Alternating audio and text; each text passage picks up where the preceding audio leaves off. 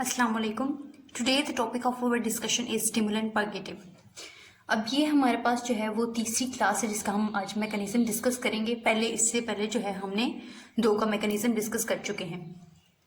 तो नाम से ही जाहिर हो रहा है कि स्टिमुलेंट परगेटिव है, तो क्या इनका फंक्शन होगा कि ये स्टिमुलेट करते हैं हमारे पास इंटेस्टाइनल पार्ट को, ताकि जो है वो हमारे बाउल की क्लोनिक कंटेंट की जो इवैक्यूएशन है वो हमारे पास इजी हो जाए। तो इनका कॉमन क्या फंक्शन है कि ये हमारे पास इवैक्यूएशन ऑफ बाउल को जो है वो इंक्रीज कर देते हैं by stimulating the intestinal part.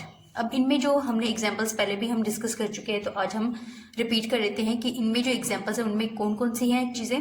बिसिकोडाइल है, सिना है, कास्कारा है और सोडियम बाइसल्फेट है। ये एक तो हमारे पास इंटेस्टाइनल की मूवमेंट को इंक्रीज कर देते हैं, इंटेस्टाइनल मूवमेंट को,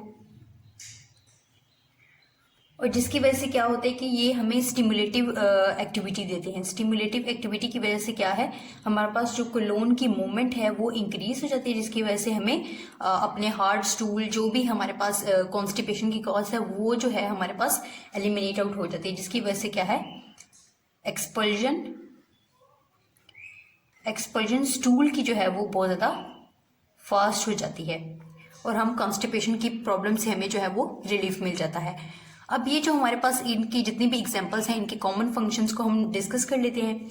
जो हमारे पास स्टिमुलेंट परगेटिव हैं उनको हमने पावरफुल लेक्सेटिव के नाम से जाहिर भी कर सकते हैं और बुला भी सकते हैं। लाइक हमने जब इंट्रोडक्शन किया था तो हमने डिस्कस किया था कि लेक्सेटिव और परगेटिव में क्या डिफरेंस होता है। तो जो लेक्सेटिव होते हैं वो हमारे पास सॉफ्ट इन नेचर होते हैं। सॉफ्ट होने की वजह से मतलब ये है कि ये जो टेक्सचर होता है स्टूल का उसको मेंटेन रखते हैं। लाइक अगर टेक्सचर हार्ड है तो उसको मतलब थोड़ा सा सॉफ्ट कर देंगे, लेकिन उसकी जो टेक्सचर उसका ओरिजिनल टेक्सचर है उसको जो है वो मेंटेन रखते हैं, ये मेंटेन रखते हैं।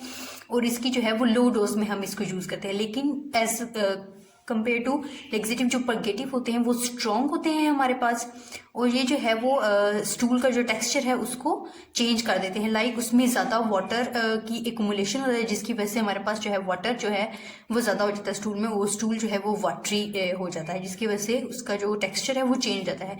और ये जो है हमारे पास एज कम्पेयर टू लेक्सेटिव जो है वो उसकी जो है वो डोज जो है वो हाई होती है।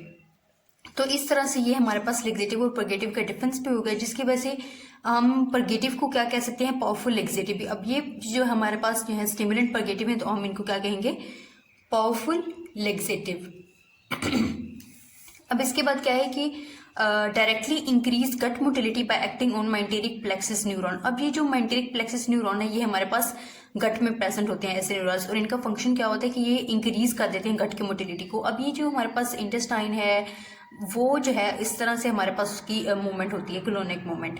अब ये जो है इसकी गट मोटिलिटी को जो इंक्रीज कर देंगे, जैसे ही गट की मोटिलिटी इंक्रीज होती है तो जो हमारे पास बीच में स्टूल का कंटेंट होता है ऑटोमेटिकली वो जो है वो आगे की तरफ एक्सपेल होता है, जिसकी वजह से क्या है हमारे पास जो स्टूल की एक्सपल्जन है वो कॉन्टिन्यूस हो जाती है और इजीली हो जाती है। ये हो गया इनका पहला फंक्शन। अब दूसरा क्या आ जाता है, accumulate water and electrolyte in gut lumen by altering absorptive and secretory property of mucosal cells. अब ये हमारे पास जो है वो इंटेस्टाइनल की लाइनिंग है और इनमें हमारे पास दो इन्होंने फंक्शन हमें बताए हैं। एक तो हमारे पास एब्सॉर्प्टिव प्रॉपर्टी है और दूसरी हमारे पास सिक्रेटरी प्रॉपर्टी है। अब ये इनको अल्टर करते हैं। अब हम देख लेते हैं कि किस तरह इनका चेंज होता है। अब इस डायग्राम में देखें तो ये हमारे पास स्टूल है और ये हमारे पास जो है वो बाहर इंटेस्टाइन के अंदर जो है वो हमारे पास ल्यूमिन है और ये हमारे पास इंटरस्टिटियम है। अब ये जो इंटरस्टिटियम से ल्यूमिन के अंदर वाटर आ रहा है उसको इंक्रीज करते हैं, उसकी एब्सॉर्प्टिव प्रॉपर्टी को इंक्रीज कर देते हैं। अब यहाँ पे जो एरो शो हो रहा है इंक्रीज का शो कर रहा है कि जो अंदर वाटर आ रहा है वो इंक्रीज हो रहा है, और एज कम्पेयर टू जो वाटर बाहर जा रहा है उसकी जो क्वांटिटी है वो डिक्रीज हो रही है। Like increase absorptive property and decrease secretory property as compare. अब इसका रिजल्ट क्या होगा कि हमारे पास जो वाटर की अंदर का जो कंटेंट है वो हमारे पास इंक्रीज हो जाएगा, जिसकी वजह से क्या है स्टूल में जो वाटर की एब्जॉर्प्शन है वो इंक्रीज हो जाएगी, और एज अ रिजल्ट हमारे पास क्या है स्टूल जो है वो हमारे पास सॉफ्ट हो जाएगा और इसकी एलिमिनेशन जो है वो हमारे पास ईजी हो जाएगी। अब ये पॉइंट हमारे पास यहाँ पे इस डायग्राम के थ्रू क्लियर हो चुका है।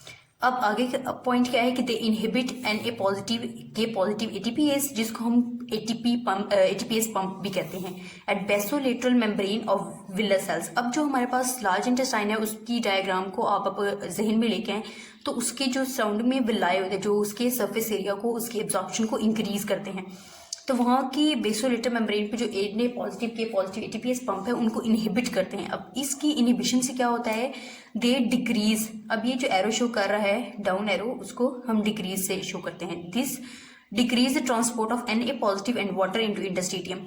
अब इसका मतलब क्या है कि वाटर की एब्जॉर्प्शन कहाँ डिक्रीज हो रही है, इंटरस्टिटियम में, यहाँ पे। अब ये वाला पॉइंट जो है, अब ये जो है इंटेस्टिनियम में वाटर की एब्जॉर्प्शन जो है वो डिक्रीज हो रही है, सिक्रेटरी प्रॉपर्टी जो है वो इसकी डिक्रीज हो रही है। एज अ रिजल्ट क्या होगा कि वाटर अंदर रिमेन रहेगा, रिटेन रहेगा। अब इसके बाद वाला पॉइंट क्या है कि they enhance secretion by activating of CAMP in crypt cells, also increase PG cells. Prostaglandin, PG क्या होता है, प्रोस्टाग्लैंडिन।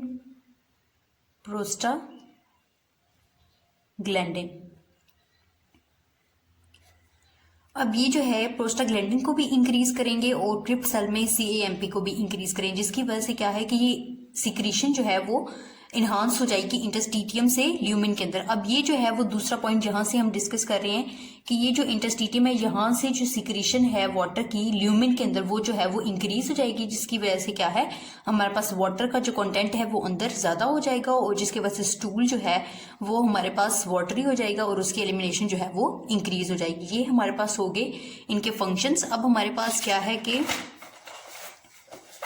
अब ये देखिए नोट क्या है इसमें, अब इसमें नोट क्या है कि लार्ज डोज जो है वो हमारे पास एक्सेस परगेशन काज करती है। अब इसका हमने पहले से ही डिस्कस कर लिया कि अगर हम लेग्जेटिव को हम हायर डोजेस में ये जो है वो स्ट्रॉन्ग इन नेचर होते हैं तो ये जो है हमारे पास एक्सेस परगेशन काज करेंगे। परगेशन काज करने का मतलब ज्यादा जो है वो स्टूल वाटरी हो जाएगा और हम जो बेनिफिट लेना चाहते हैं स्टिमुलेंट परगेटिव से एज अ रिजल्ट हमें क्या मिल जाएगा, नुकसान हो जाएगा हमें, मतलब वाटरी ज्यादा फ्लूइड हो जाएगा जिसकी वजह से हमें डायरिया भी हो सकता है एज अ रिजल्ट। अब इनके कुछ साइड इफेक्ट्स हैं, इनके साइड इफेक्ट्स में क्या आ जाता है कि फ्लूइड एंड इलेक्ट्रोलाइट इम्बैलेंस। अब यहाँ पे जो है वो फ्लूइड और इलेक्ट्रोलाइट का वर्क चल रहा है कि एटीपीएस पंप को भी हम टच कर रहे हैं, फिर वाटर की एब्जॉर्प्शन और सिक्रेशन को भी हम टच कर रहे हैं, तो उसकी वजह से जो है थोड़ा सा भी चेंज हो जाए चीज़ें तो हमारे पास जो है वो फ्लूइड और इलेक्ट्रोलाइट इम्बैलेंस हो जाएगा। हाइपोकैलीमिया जो है वो आफ्टर रेगुलर यूज, अब हम ज्यादा यूज इसका रेगुलर यूज करेंगे तो हमारे पास हाइपोकैलीमिया हो जाएगा। अब हाइपोकैलीमिया क्या होता है कि हमारे पास जो पोटाशियम का लेवल है हमारी बॉडी में वो जो है वो हमारे पास डिक्रीज हो जाएगा। और इसके अलावा इसका साइड इफेक्ट क्या है कि क्लोनिक एटोनिक को जो है वो इफेक्ट करते हैं, जिसकी वजह से क्या होता है कि हमारे जो ये स्टिमुलेंट परगेटिव्स हैं वो हमें प्रेगनेंसी में जो है वो कंट्राडिक्ट करते हैं, लाइक उनको प्रेगनेंसी में यूज नहीं किया जाता। अब स्टिमुलेंट परगेटिव का हम समराइज करें तो इनका क्या फंक्शन होता है कि ये हमारे पास जो है वो इंटेस्टाइनल मोटिलिटी, इंटेस्टाइनल मूवमेंट को जो है वो स्टिमुलेट करते हैं, जिसकी वजह से हमें पास जो है वो स्टूल की जो है वो एक्सपल्जन जो है वो हमारे पास इजी हो जाती है। ये हो गया स्टिमुलेंट परगेटिव्स का मैकेनिज्म। इंशाल्लाह नेक्स्ट वीडियो में हम अपनी कॉन्स्टिपेशन की ड्रग्स को कंप्लीट करेंगे और ये जो हमारे पास टॉपिक जो है वो इंशाल्लाह कंप्लीट हो जाएगा। अल्लाह हाफिज।